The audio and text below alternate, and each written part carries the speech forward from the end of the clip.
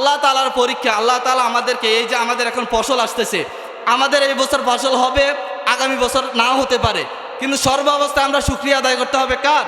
আল্লাহ। ইন্নাল হামদালিল্লাহিল্লাযী আকমালা লানা দীনানা ওয়া আতাম্মা আলাইনা নি'মাতাহু ওয়া রাদিয়া লানাল ইসলাম দীনা। আসসালাতু ওয়াসসালামু আলা সাইয়্যিদিল মুরসালিন ওয়া আলা আলিহি ওয়া আসহাবিহি ওয়া আউলিয়াইহি উম্মতিহি আজমাইন। أما بعد فقد قال الله تعالى في كلامه المجيد وفي فرقانه الحميد. أعوذ بالله من الشيطان الرجيم. بسم الله الرحمن الرحيم. ولنبلونكم بشيء من الخوف والجوع ونقص من الأموال والأنفس والثمرات وبشر الصابرين. صدق الله المولانا العظيم وصدق رسوله النبي الحبيب الكريم. إن الله وملائكته يصلون على النبي يا أيها الذين آمنوا صلوا عليه وسلموا تسليما. اللهم صل على سيدنا مولانا محمد وعلى آل سيدنا مولانا محمد. اللهم صل على سيدنا مولانا محمد وعلى آل سيدنا مولانا محمد. সকলে উচ্চ সুরে একবার বলি আলহামদুলিল্লাহ।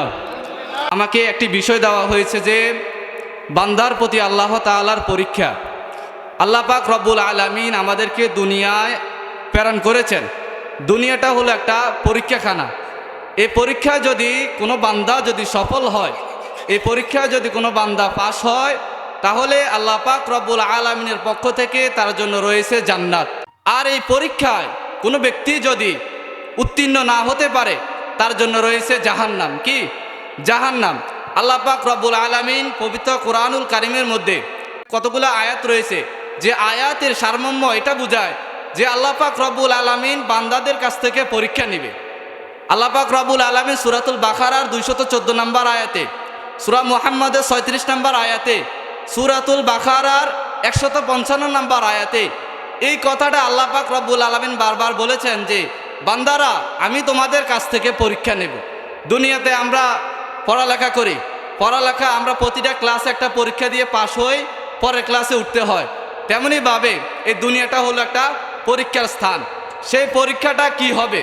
দুনিয়ায় যখন আমরা কোনো বিদ্যালয়ে পড়ি, তখন আমাদেরকে পরীক্ষার আগে দিয়ে একটা সাজেশন দেওয়া হয়। এই সাজেশন অনুযায়ী পড়লে তোমার কাছ থেকে প্রশ্নগুলো আসতে পারে।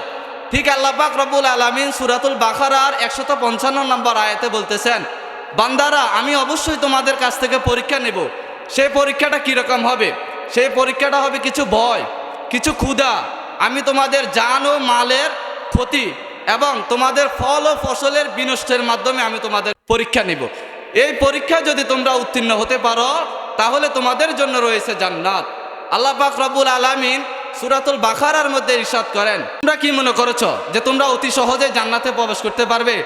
অথচ তোমাদের পূর্ববর্তী যারা রয়েছে তাদেরকে আমি বহু কষ্ট, বহু লাঞ্ছনা, বহু নির্যাতনের জর্জরিত করে দেওয়া হয়েছে। এমনও হয়েছে যে রাসূলগণ আল্লাহ পাকের দরবারে বলেছেন যে আল্লাহর সাহায্য কখন আমাদের নিকট আসবে, তখন আল্লাহ তাআলা আবার এর সুসংবাদ দিয়ে বলছেন আল্লাহর সাহায্য তোমাদের অতি নিকটে।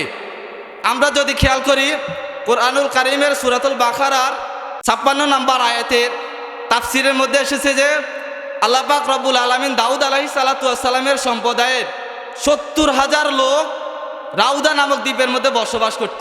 তারা এখানে শান্তিমতো বসবাস করতেছিলেন। আল্লাহ পাক রব্বুল আলামিন বললেন, দাউদ তুমি তোমার সম্প্রদায়ের ওই লোকদেরকে বলে দাও যে আমি তাদের জন্য, তারা সপ্তাহে 7 দিন মাছ ধরতেন একটা সমুদ্রের মধ্যে। এই সমুদ্রের মধ্যে যখন তারা মাছ ধরতেন, আল্লাহ পাক রব্বুল আলামিন বললেন তাদের জন্য শনিবার দিন মাছ ধরা আমি নিষিদ্ধ করে দিয়েছি। কি? আমি নিষিদ্ধ করে দিয়েছি, এই শনিবার দিন তাদের জন্য মাছ ধরা হারাম। আল্লাহ পাক রব্বুল আলামিনের এই ঘোষণা দাউদ আলাইহিস সালাতু ওয়াস সালাম তার সম্প্রদায়ের মাঝে পৌঁছে দিলেন। সম্প্রদায়ের মধ্যে যখন পৌঁছে দিলেন তখন বাকি 6 দিন মাছ ধরতে লাগলেন। সপ্তাহ শনিবার দিন তারা মাছ ধরা বন্ধ করে দিলেন। বাকি যে 6 দিন, ওই 6 দিন তারা ভালো মতো মাছ পাচ্ছে না, কিন্তু শনিবার দিন মাছ ভরপুর। এভাবে যখন শয়তান এসে তাদেরকে কুমন্ত্রণা দিতে লাগলো যে তোমরা সমুদ্রের পাশে দিয়ে একটা নাল কাটো, নাল কাটে খালি জায়গার মধ্যে একটা পুকুর খনন করো। এই পুকুরের মধ্যে যখন শনিবার দিন আগের দিন তোমরা এই নাল মুখ খুলে দিবে এবং শনিবার দিন শেষ হওয়ার আগে তোমরা এই নালের মুখ বন্ধ করে দিবে, তাহলে মাছগুলো তোমাদের আয়ত্তে থাকবে। আচ্ছা আপনারা বলেন তো, পুকুরে মাছ ঢুকে বন্দি করা আর মাছ ধরা এক নয়? অবশ্যই এটা এক। তখন এই সম্প্রদায়ের মধ্যে 3 ভাগ হয়ে গেল। কেউ এই শয়তানের কুমন্ত্রণাকে মেনে নিল, কেউ এটার প্রতিবাদ করলো, কেউ এটা নীরবে তাদের প্রতিবাদ করলো, কেউ প্রকাশ্যে প্রতিবাদ করলো, কেউ নীরবে তাদেরকে ঘৃণা করলো। তাদের মধ্যখান দিয়ে একটা বেষ্টনী দেওয়া হলো যে 2 পক্ষ বলতেছে আমরা তাদের সাথে থাকবো না। মধ্যখান দিয়ে একটা বেষ্টনী দেওয়া হলো। বেষ্টনী দেওয়া হলো, তারা এইরকমভাবে মাছ ধরতেছে, বিক্রি করতেছে। একদিন হঠাৎ করে দেখলো ওই মুনাফিকের দলগুলা যারা আল্লাহ তাআলার আদেশকে অমান্য করেছে তারা বের হচ্ছে না। এখন তাদের আত্মীয় স্বজন এই পাশ থেকে দেয়াল উকি দিয়ে দেখতেছে তারা বের হচ্ছে না। তখন ওই দরজা দিয়ে গিয়ে দরজা খুলে দেখে তারা বানরে রূপান্বিত হয়ে গেছে। নাউজুবিল্লাহ। এই বানরে রূপান্বিত হওয়া লোক সংখ্যা ছিল 12,000। কত? সকলে বলে কত হাজার? 12,000। এখন এই যখন দরজা খুলে দেওয়া হলো, এই 12,000 বান্দর তাদের আত্মীয় স্বজনের কাছে এসে তাদের কাপড়ের গ্রাম শুঙ্গে, কিন্তু আত্মীয় স্বজন কেউ তাদেরকে চিনতে পারে নাই। যে না চিনার কারণে তারা আবার যখন তাদেরকে এই গেটের ওই পাশে দেওয়া হলো তখন তারা 3 দিন সর্বোচ্চ বেঁচে ছিল। তারা পানি খেতে পারে না, খাবার খেতে পারে না, কোনো কিছু যখন তারা খেতে পারে না তখন তারা এই 3 দিনের ভিতরে তারা মৃত্যুবরণ করলো। তাহলে আল্লাহ তাআলার পরীক্ষা। আল্লাহ তাআলা আমাদেরকে, এই যে আমাদের এখন ফসল আসতেছে, আমাদের এই বছর ফসল হবে, আগামী বছর নাও হতে পারে, কিন্তু সর্বাবস্থায় আমরা শুকরিয়া আদায় করতে হবে কার? আল্লাহ। সর্বাবস্থায় আমরা শুকরিয়া আদায় করতে হবে আল্লাহ পাক রব্বুল আলামিনের।